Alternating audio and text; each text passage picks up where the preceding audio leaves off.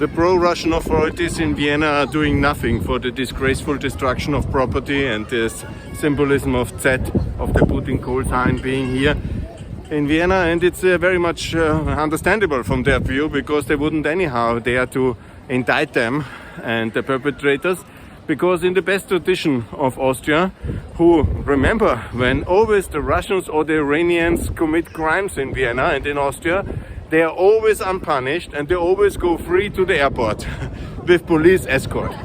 This was in the 80s, and today Austrian neutrality is a cover for allowing Russia and Iran committing most heinous crimes, money laundering, killing terrorists, the people they call terrorists, without any kind of public process. They simply execute them in the streets or in their places, the apartments in the case of Iran, and on the streets in the case of Russia. They execute their enemies here on the streets, and the Austrian authorities always let the Russians and Iranians go unpunished. This is since 40 years the iron rule of Austrian so-called law, rule of law system, and it's like that. And some will say, oh, that's a wild statement to make, there is rule of law in Austria. Yes, for everybody but Iran and Russia. And this is the truth. And it's connected with our neutrality, and we are always happy to let them go.